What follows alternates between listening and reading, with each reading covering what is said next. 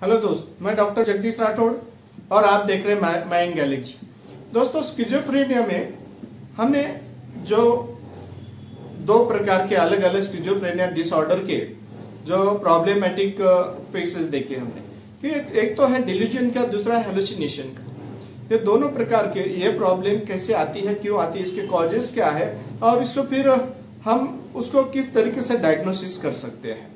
तो सबसे पहली बात यह है कि इनकी जो शुरुआत है, ये शुरुआत तो ऐसे होते हैं कि ये एक तो जेनेटिकल होते हैं या इन्वायरमेंट से प्रॉब्लम आती है। तो सोशल इसमें से कुछ कंसेप्ट जो है बचपन से ही उस बच्चों के कोई कंसेप्ट बदल जाते हैं और वो कंसेप्ट इसलिए बदल जाते हैं तो बहुत ही जबरदस्त कोई धक्का पहुंचता है उनको।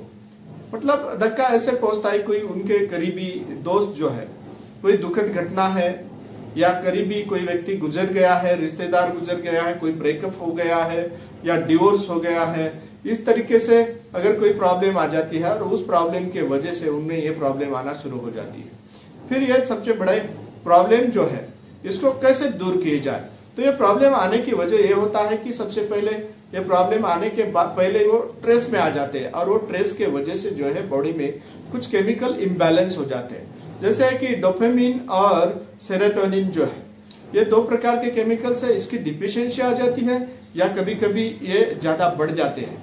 और ये दोनों बातें होने के वजह से भी कभी कभी इसमें हेलुसिनेशन या डिल्यूजन होना शुरू हो जाते हैं।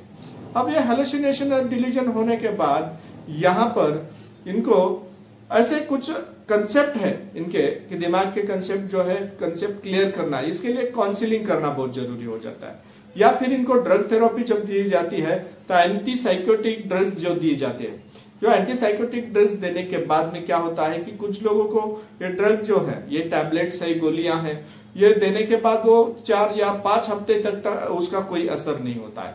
वो या 4-5 हफ्ते में उसका असर अगर हो जाता है उसके बाद शुरू रखना पड़ता है।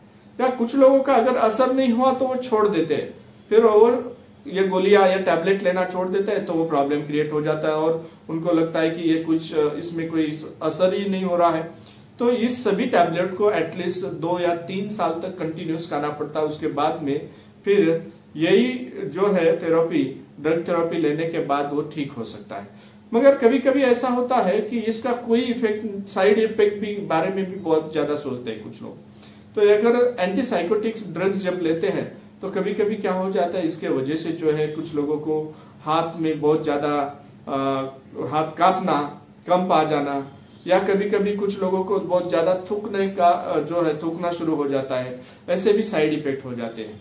फिर ये साइड इफेक्ट अवॉइड करने के लिए साइकेट्रिस्ट या किसी डॉक्टर के पास जाके उसको उसके जो कंपोनेंट है वो थोड़ा सा चेंज करने के बाद में अगर वो जो है वो कोई प्रकार के जो है वो ड्रग चेंज करके देने के बाद में वो बैलेंस हो जाते हैं, कोई प्रॉब्लम नहीं है।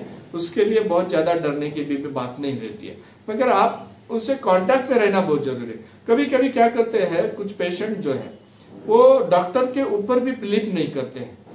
कुछ पेशेंट के बारे में तो ऐसा हो जाता है, कुछ तो खुद पेशेंट जो है इस बारे में एक्सेप्ट कर लेता है कि ये बीमारी मुझे है, और कुछ पेशेंट ऐसे है कि ये बीमारी मुझे है ही नहीं, उसकी फैमिली भी एक्सेप्ट नहीं करती और वो खुद भी एक्सेप्ट नहीं करते।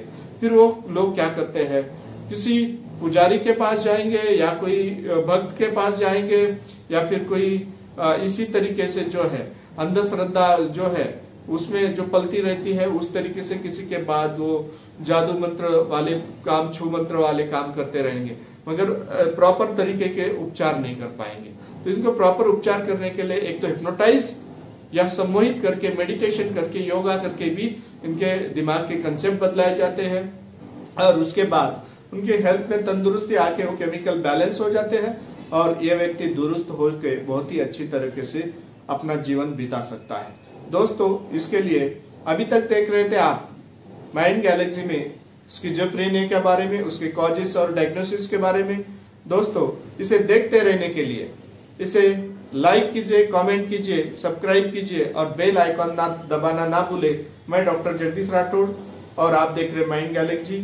नमस्ते।